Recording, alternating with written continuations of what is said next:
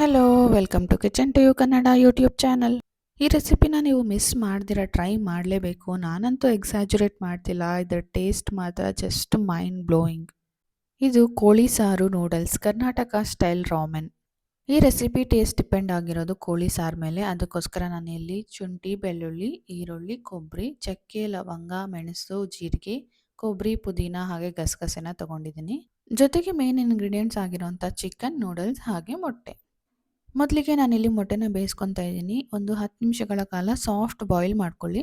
ನಂತರ ನಾವಿಲ್ಲಿ ಕೋಳಿ ಸಾರಿಗೆ ಮಸಾಲಾನ ರೆಡಿ ಮಾಡ್ಕೊಳ್ಳೋದಕ್ಕೆ ಎಣ್ಣೆಲಿ ಬೆಳ್ಳುಳ್ಳಿ, ಶುಂಠಿ, ಈರುಳ್ಳಿನ ಒಂದು 2 ನಿಮಿಷಗಳ ಕಾಲ ಚೆನ್ನಾಗಿ ಫ್ರೈ ಮಾಡಿ, ನಂತರ ನೀವು ಇದಕ್ಕೆ ಚಕ್ಕೆ, ಲವಂಗ, ಜೀರಿಗೆ ಮತ್ತು ಕಾಳು ಮೆಣಸನ್ನ ಆ್ಯಡ್ ಮಾಡಿಕೊಂಡು ಈರುಳ್ಳಿ ಚೆನ್ನಾಗಿ ಕೆಂಪಗಾಗೋವರೆಗೂ ಫ್ರೈ ಮಾಡ್ಕೊಳ್ಳಿ. ನಂತರ ನೀವು ಇದಕ್ಕೆ ಕೊಬ್ಬರಿ ಹಾಗೆ ಕೊತ್ತಂಬರಿ ಮತ್ತು ಪುದೀನನ ಸೇರಿಸ್ಕೊಂಡು ಒಂದು 2 ನಿಮಿಷಗಳ ಕಾಲ ನೀಟಾಗಿ ಸಾಟ್ ಮಾಡಿ ಸ್ಟವ್ ಆಫ್ ಮಾಡ್ಕೊಳ್ಳಿ. ನೋಡಿ, ಇಷ್ಟರಲ್ಲಾಗಲೇ ಮೊಟ್ಟೆ ಕೂಡ ಬೆಂದಿದೆ. ನೋಡಿ, ಈ ಥರ ಬೆಂದರೆ ಸಾಕಾಗುತ್ತೆ.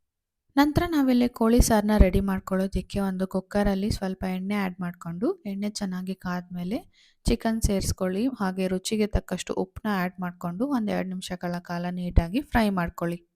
ನಂತರ ನೀವು ಇದಕ್ಕೆ ಸ್ವಲ್ಪ ಖಾರದ ಪುಡಿನ ಕೂಡ ಆ್ಯಡ್ ಮಾಡಿಕೊಂಡು ಚೆನ್ನಾಗಿ ನೀಟಾಗಿ ಫ್ರೈ ಮಾಡ್ಕೊಳ್ಳಿ.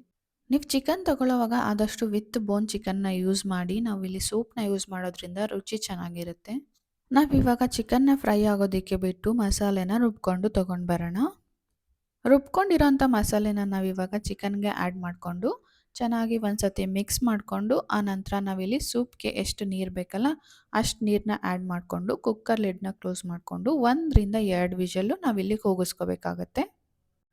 ಸ್ವಲ್ಪ ನೀರನ್ನ ಜಾಸ್ತಿನೇ ಆ್ಯಡ್ ಮಾಡ್ಕೊಳ್ಳಿ. ಸಾಂಬಾರು ತುಂಬ ತಿಕ್ಕಾದರೆ ನಮಗೆ ಸೂಪ್ ಕಡಿಮೆ ಆಗಿಬಿಡುತ್ತೆ, ಅದಕ್ಕೋಸ್ಕರ.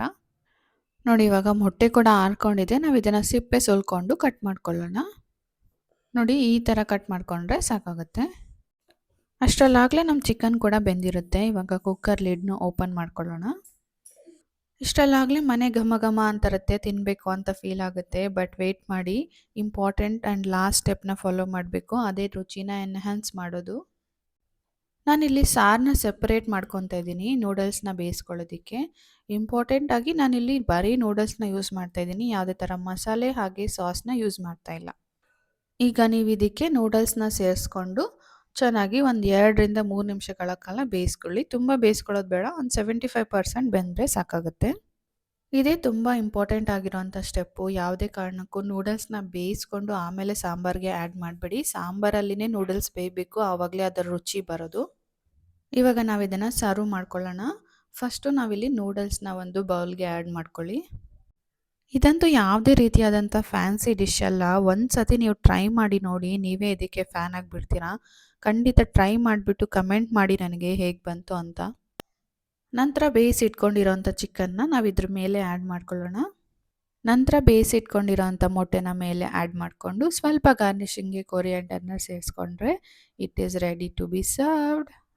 ಖಂಡಿತ ಈ ರೆಸಿಪಿನ ನೀವು ಒಂದ್ಸತಿ ಟ್ರೈ ಮಾಡಿ. ನಿಮಗೆ ಚೆನ್ನಾಗಿತ್ತು ಅನಿಸಿದ್ರೆ ನಿಮ್ಮ ಫ್ರೆಂಡ್ಸ್ ಆ್ಯಂಡ್ ಫ್ಯಾಮಿಲಿಗೂ ಕೂಡ ಶೇರ್ ಮಾಡಿ. ಹಾಗೆ ಮರೆದಿರೋ ನನ್ನ ಚಾನಲ್ನ ಸಬ್ಸ್ಕ್ರೈಬ್ ಮಾಡ್ಕೊಳ್ಳಿ. Thank you.